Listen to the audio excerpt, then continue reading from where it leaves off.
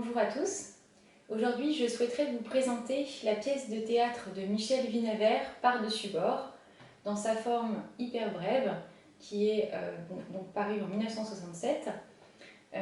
C'est une œuvre d'un dramaturge français qui a été également PDG de l'entreprise Gillette France.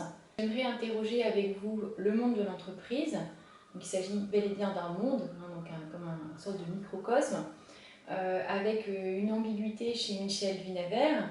Est-ce que l'entreprise est un lieu de créativité, d'inventivité infinie, un lieu où règne l'esprit d'entreprise, donc au sens noble du terme, ou au contraire, est-ce que c'est le lieu d'une éternelle mascarade où chacun joue son rôle tant bien que mal, avec des personnages carton-pâte, donc des gens qui ne rentrent pas dans leur costume et donc où se joue finalement une agitation sans réelle production.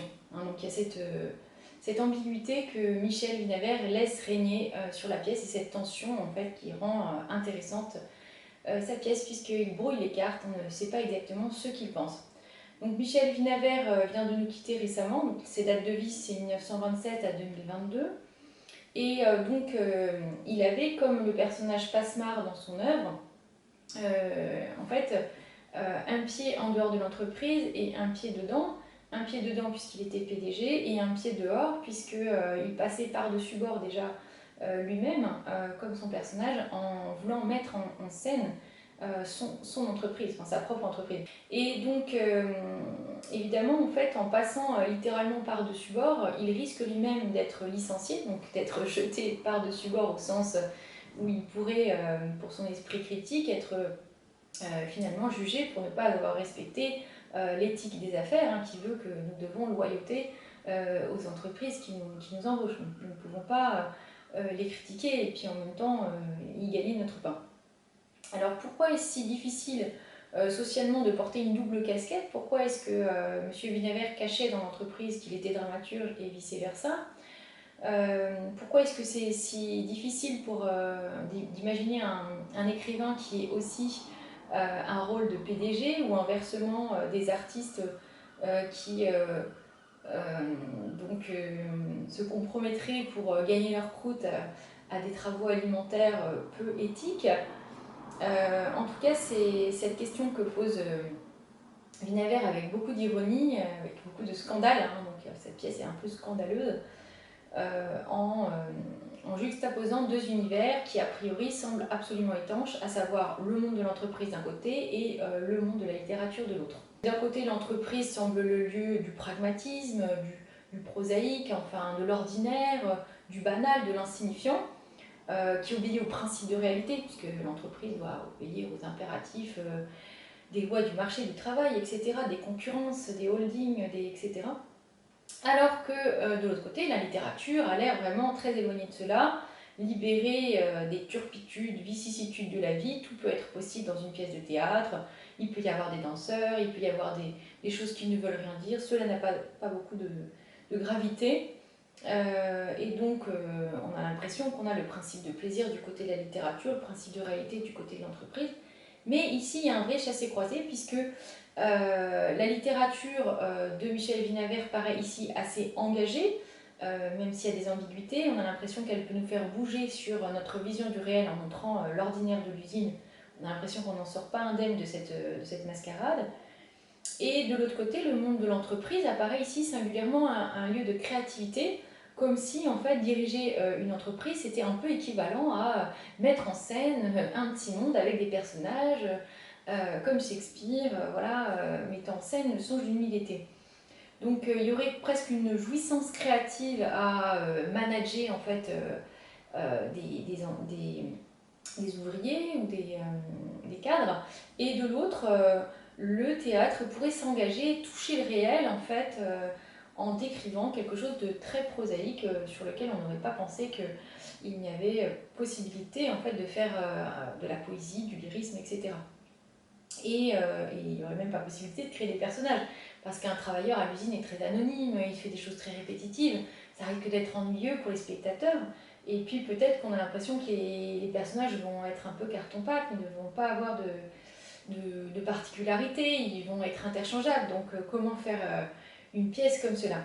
Le scandale vient aussi du fait que si on met à distance par le théâtre, on s'implique, on critique. Et donc là, Michel Vinaver prend des risques par rapport au code de la déontologie, de ce qu'il faut faire ou de ne pas faire. Normalement, quand un produit miracle sort dans une entreprise, il est miracle parce qu'on ne sait pas comment il a été produit. On ne voit pas les querelles entre les dirigeants, etc. On ne voit pas les tractations pour obtenir un packaging efficace ou trouver un titre de produit. Donc on ne voit pas les arrière-fonds de la cuisine normalement. Donc là, en montrant l'arrière-fond, le hors-champ en fait, du monde de l'entreprise, Vinaver risque gros. Mais il n'a pas été licencié finalement quand la pièce est parue. Donc il a laissé il a laissé le doute régner par rapport à sa véritable position. En tout cas, ça a plu et il est resté PDG malgré la sortie de l'anonymat. Alors donc, quand on regarde l'entreprise, on a l'impression que c'est très ordinaire, qu'il n'y a pas de poésie, qu'il n'y a pas de possibilité de faire du théâtre, mais en réalité, de nombreux drames s'y jouent. Hein, l'usine n'est pas exempte d'agones. Agones au sens voilà, des combats, des conflits qui créent des tragédies, par exemple entre des dirigeants et des dirigés, les lois du marché, etc., qui sont comme des destins impitoyables qui s'abattent sur les différents protagonistes. Donc ça suffit au dramaturge qui est Vinaver pour construire une intrigue gouvernée par des rapports complexes de servitude et de soumission avec des renversements. Et puis une structure finalement proche de pièces d'Aristophane par exemple, avec Exodos, etc. Donc il maintient des structures classiques du théâtre, mais en faisant ressortir ce que l'usine peut avoir de justement digne d'être mis en scène.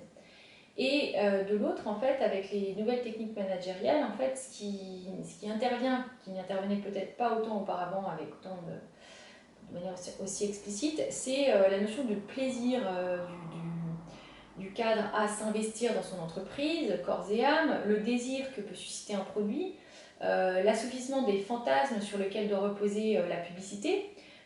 Et d'ailleurs, produire une pièce, Vinaver le sait, puisqu'il est dramaturge, cela suppose aussi du marketing. À un certain moment, Passemard dit la pièce est trop longue, elle va être injouable, elle sera un vide. Et donc il a peur que la pièce ne soit pas, elle non plus, un produit miracle. Alors mettre en scène, c'est toujours prendre position, s'engager. Est-ce qu'on peut, quand on écrit une pièce de théâtre, rester neutre ? En réalité, la pièce montre que toute pièce a un caractère social et politique, même quand on brouille un peu les pistes, parce que finalement, depuis l'Antiquité, en fait, le théâtre, c'est le lieu où le corps social, la cité, assiste en fait à la tension entre l'ordre d'Apollon qui donne ses lois à la cité, et puis Dionysos, les forces souterraines, l'instinct, qui l'ubris en fait, qui vient en contrepoint pour montrer ce qui se joue aussi en fait dans la cité comme sur scène. Et donc l'entreprise, on peut se demander si elle est tendue aussi entre la mise en ordre harmonieuse de cette petite cité qu'est l'usine, qui est l'entreprise, et le désordre irréductible des passions qui souterrainement l'agitent. Qu'est-ce qui se cache sous le monde en apparence lisse de l'entreprise? Peut-on en établir une psychanalyse sauvage? C'est un petit peu cela à quoi se livre Vinaver. Alors tout se passe comme si Vinaver brouillait volontairement les pistes pour qu'on ne sache pas vraiment ce qu'il pense. Donc il y a beaucoup de choses, de niveaux d'interprétation possibles. L'interprétation est très difficile, notamment parce qu'il y a eu des effets de coupe. Au départ, Vinaver avait fait une pièce extrêmement longue qu'il appelait Démesurée, qui a été mise en scène. On a essayé de la mettre en scène avec plus de 100 personnages, etc. Donc quelque chose d'un peu fou et de débordant. Et donc il a dû faire des effets de coupe pour que la pièce prenne cette forme hyper brève que nous avons à résoudre, à analyser. Et donc il a brouillé en fait en coupant les pistes pour qu'on ne comprenne pas exactement quelle est sa position. Est-ce qu'il loue la nouvelle gestion des entreprises, un management repensé à la mode américaine, du marketing, etc. Brainstorming. Est-ce qu'il se moque au contraire de la vanité de ces brainstorming, mais aussi des pots de départ très normés des entreprises familiales, ainsi que de l'hypocrisie, voire du cynisme des dirigeants du capitalisme, et puis aussi des dirigeants qui héritent en fait des entreprises, etc. Donc tout se passe comme s'il avait mis la balance en fait à égalité entre les deux positions. Donc en tout cas, il écrit surtout en jetant tout par-dessus bord, ce qui rend difficile à interpréter les dialogues. Il les entrelace, hein, il y a plein de niveaux d'écriture et de micro-scènes qui viennent lézarder en fait le fil de l'action, si bien qu'en fait le spectateur est un petit peu estomaqué. Il y a des personnages multiples, beaucoup d'audace dans les propos de certaines scènes, par exemple le moment où ils inventent le produit qui doit faire le buzz, ce produit miracle, qui est le fameux papier toilette en ouate de cellulose, mousse et bruyère. Hein. Donc là, ça devient très scatologique, voilà, très choquant. Donc on se demande un petit peu ce qu'il veut nous faire, dans quel dernier retranchement il veut nous pousser. Et puis en fait, il y a une absence de ponctuation dans la pièce qui rend vraiment possible des accumulations, des rythmes un petit peu effrénés. Et tout déborde dans cette pièce montage qui tient tantôt du music hall, de la comédie musicale par ses danses, les musiques de jazz, de l'opéra un peu comique, tantôt du drame shakespearien. On peut penser au Songe d'une nuit d'été avec Passemar qui serait une sorte de Puck avec plusieurs niveaux comme ça avec les mythes des as et des vannes, et puis de l'autre côté des personnages plus dans la réalité. Parfois cela tient du sketch d'impro, parfois on est dans le théâtre de l'absurde, du grand n'importe quoi. Donc c'est vraiment jouissif et en même temps un petit peu voilà, c'est égarant en fait cette pièce, mais il faut se laisser un petit peu égarer. Donc en tout cas c'est du grand spectacle, on le sent à la lecture, à première vue sans queue ni tête, mais c'est à nous d'essayer de démêler les fils, de trouver en fait le sens. Et donc je vais essayer de le faire à travers les 6 points qui seront examinés dans les 2 prochaines vidéos. Comment la complexité du travail peut-elle apparaître à travers cette polyphonie démesurée, exubérante et burlesque? Ce serait ça la question peut-être à poser à l'œuvre de Winawer. Comment dans son théâtre, comme dans le théâtre de Shakespeare ou d'Aristophane, les bouffonneries et la régression des personnages à l'instinct le plus spontané n'empêchent-ils pas, par-delà le rire et le divertissement un peu grossier, une réflexion fine et profonde sur la comédie sociale qui se joue dans l'entreprise et plus largement dans la société contemporaine, pour tous les individus que nous sommes et qui jouons des rôles, qui jouons nous aussi la mascarade. Et on se rend compte que parfois nous aussi on est bien honteux de se retrouver dans certaines compromissions que la pièce met au jour.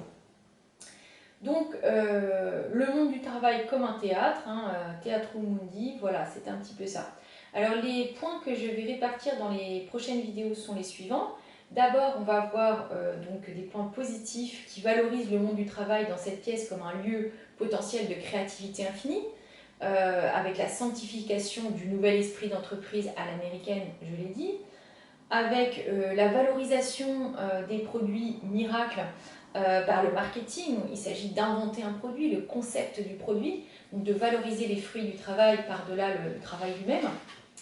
Et ensuite, on pourrait voir dans les points positifs aussi qu'à travers la pièce, on a l'impression que certains personnages croient dans l'entreprise et développent cette vision d'avenir qui est extrêmement stimulante en fait, hein, pour penser une société de l'invention, voilà, une société qui s'engage.